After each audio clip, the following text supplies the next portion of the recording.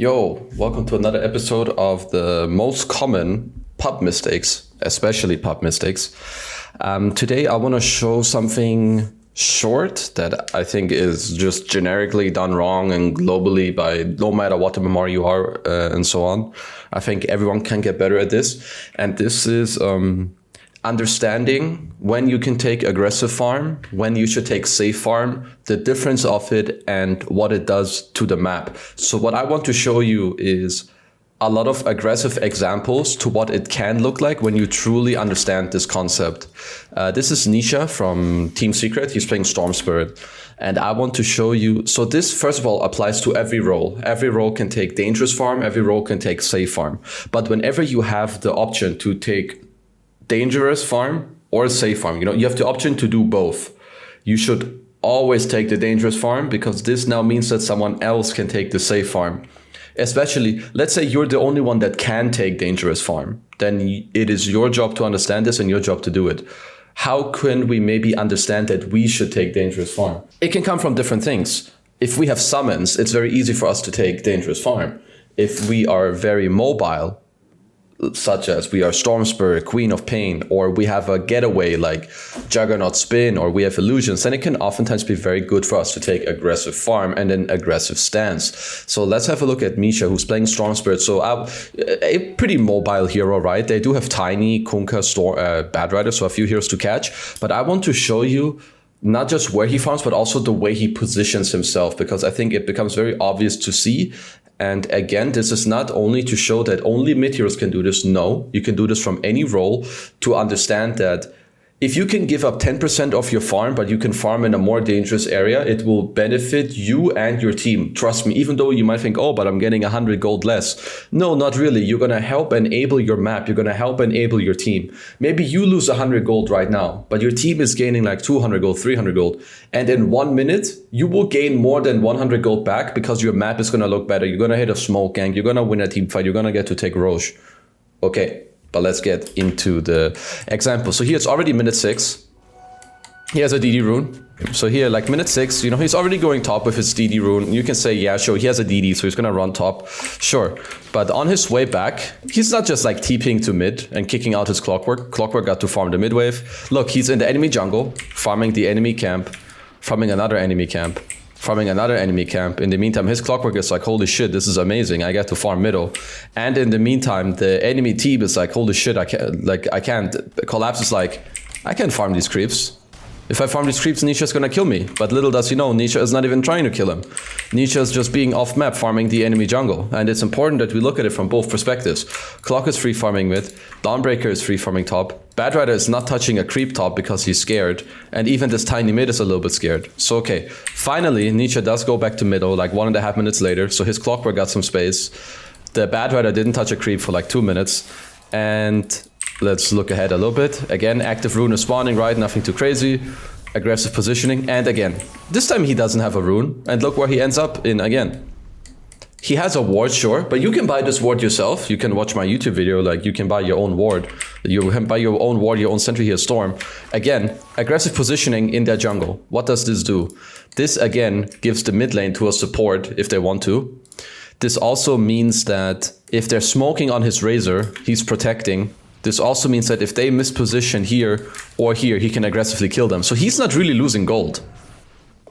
He's creating more gold on the map right now by killing these camps. He's protecting his Razor. Chrysalis could not have farmed these camps and pushed the wave unless Nisha was here. And now the mid wave is coming, so they can go back there. Now here, they know that there's a smoke coming. They scan it. Cool. Now Nisha goes to mid, pushes out the wave. Look where he goes again. Sure, you can say he's picking up the bounty rune, but look, he's in a good position again. He saves Chrysalis, turns the gank around, and again, he's gonna farm the enemy jungle. Enemy jungle being farmed. Now he goes back to middle. He's just in a very good position at all times, and it's not even bad for his hero, right? Like look at his net worth, 5,000 net worth right now in this game. We can go ahead a little bit. Once again, we're farming the enemy jungle because he can farm it very well. He can farm it somewhat safely, and in the meantime, anyone can farm the mid wave, right? But not everyone can farm the enemy jungle. So he's doing this very well on the Storm. Gonna play aggressive, farm the enemy jungle again. He's just being such a nuisance that they need to come here with like 10 million heroes to try and bring it back, but they don't. And now, minute 11:20. You're the mid laner, you're often like, oh, someone else should smoke, like Clockwork, or just go smoke with Skyref, bro. Or, oh, my offlaner needs to smoke with my 4, but that's not always the case. Dawnbreaker doesn't want to smoke. It's a hero that wants to join with his ult, right? If you smoke the Clockwork and the Skyref, they can get a kill. But the thing is, if they smoke together, who's protecting the Razor? Nobody will break the smoke for Razor. This way, with how Puppey is playing, they are now free farming Dawn, free farming Razor, and they're making an aggressive move, which means they're probably gonna get to kill someone. So everyone is happy. Whereas if you smoke, lock with Sky, then this guy is vulnerable, he can die. So instead they use Sky and Storm together, they go, they get a kill, they kill the Weaver. Now he instantly TPs mid because he knows that they have an arcane rune. And like, look at the map. Look how many people he's making happy. He's basically making everyone happy. He's made his supports happy by giving them mid, by ganking with them. He's protected his carry. He's gotten kills for his offlaner. And now he just keeps playing aggressive, has an arcane rune. Again, farms the enemy jungle, someone else can farm middle, he goes back to base, and he's just playing so fast and fearless, and he keeps playing, like maybe he's not always taking the super dangerous farm, but he's playing very aggressive and helping his team a lot just by his positioning and understanding where he can go and where he can farm. Now, I will show you one more example where he plays Kunkka, and then I'll give you a short summary of maybe how you can apply this to your game and how it's going to be easier for you to understand. Okay, so in this game again, we have Nisha playing Kunkka. The reason I chose Nisha for this is I simply think that he's one of the best players at doing this. Sure, he didn't win this tournament, you know, nothing to say is very good. Toronto, Tokyo is very good, but I think he does this exceptionally well when you compare it to other pro players. Of course, the others do it too, but I feel like he does it very well. So he's playing Kunkka this game. A hero that you could say he can farm aggressive areas because he's tanky, he is bold. But this hero is also very happy just hitting his own creeps, right? Hitting the mid wave, hitting the jungle camps, etc. So I want to show you again just a very simple move that he has in a lot of his games, which shows you that the player is very good, understands the game, and wants to pressure a lot.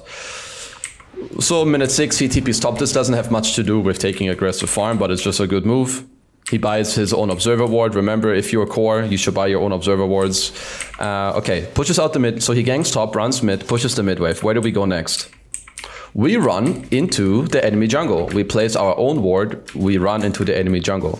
Why are we here? Again, if the enemy wants to make a move top, we're reinforcing it. We are now in a very aggressive position. Again, like this Earth Spirit, he can't go past us, right? Like we're basically roadblocking this lane right now. We're stealing their jungle camp. We're getting more XP. Now in the meantime, when mid pushes back in, I can go there or someone else can go there from our team, right? They go on him mid pretty hard. He bolts himself. He's going to be okay. And he's probably going to have to chill. But again, walks into the enemy jungle. He either free farms and steals a camp or he shows heroes. He showed his Earth Spirit. Then he went to middle. They tried really hard to kill him. They can't. Okay.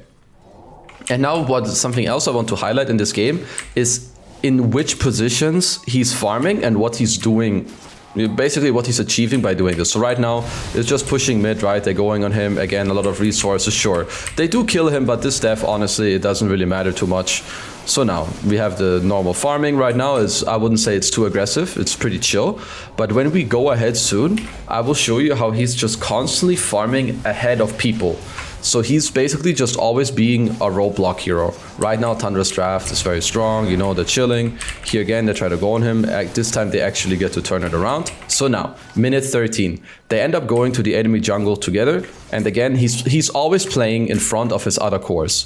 Even now, he's super far ahead. Even his supports get to take mid a little bit. He's ganking with his supports. You know, he's gonna go farm this jungle. Look at bottom.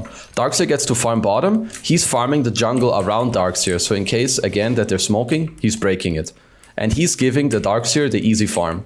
Whereas he's like taking the more so meh, you know, the jungle creeps. Again, they smoke together. Look at the space that this is gonna make. Again, he's the strongest hero in his team. He's gonna use the strength to like go make moves in places that otherwise maybe they couldn't. We can skip ahead. The fight goes really well for them. They're gonna chill. And again, minute 16. Look at this. They have no vision here. No vision in this area, but he just runs in. Not only does he get this farm, he takes it away from the Zeus. And again, they're ahead of the Dawnbreaker, who's the carry, by the way. So that they basically just, again, block for him. Like, look at this. Dawnbreaker doesn't need these camps. What Dawnbreaker wants to do right now is push in the top wave and fall back to the triangle and then be ready with his ult. Or maybe even push another wave if he can.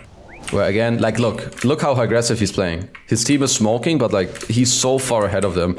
He's making the game so easy. Here, they go mid, they use all their spells. And this is one of the more important things, especially in pubs, that you need to implement in your gameplay. You have to do this. Look at this, they win this fight, and maybe this looks quite obvious to you. But ask yourself, how often do you really do this? So they kill one... How many heroes do they kill? I think they kill 2 or 3. So they kill 3 heroes, right? Now they want to hit the mid tower, which they do, and kill the mid wave. But now, they're respawning in 5, 10, and 20. What should you do? Should you TP here and take this farm as Kunkka? No. Should you TP here as Kunkka and take this farm? No. The best thing you can do is what Nisha is doing. You go to their triangle and you farm their camps. They're dead. You know, don't let them farm these camps.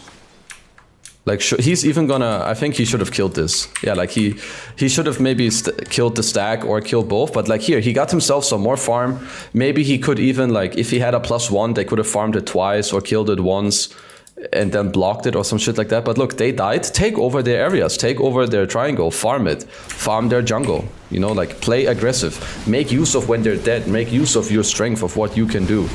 And also here, for instance, you have Aegis. Who can go bottom? You don't just want someone randomly to TP here and like run in. No, you have Aegis. Look, you TP first. And look what happens when you make the right plays. Look what happens when you force the enemy into a bad play. You just run in with your Aegis and your BKB and Armlet. And even if they go on you, you just laugh at them because you're like, haha guys, I have Aegis. You cannot make this play.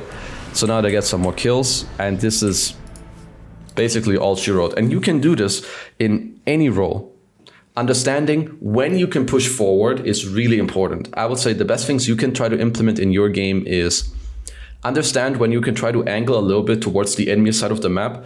If they're showing a lot of heroes, you can farm their jungle. If there are many heroes dead, you can farm their jungle. If they have no spells, try to farm more aggressive areas, you know. Try to go for that extra wave. I'm about to record another video right now that's going to teach you a little bit more of how you should push waves and that you need to be patient. Push a wave, hit a jungle camp, wait, kill another wave.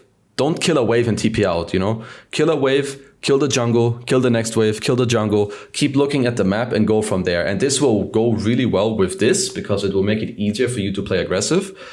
And I would say if you have the option to take aggressive farm over safe farm, try to take the aggressive route. Maybe you will die a few times, but if you can get better at this and you can improve your game sense and your overall skill by doing this, then trust me, dying a few times, dying 50 times over your next 50 games is going to help you a lot. Trust me. So I hope that, again, you guys can learn something from this. See you in the next one, and peace out.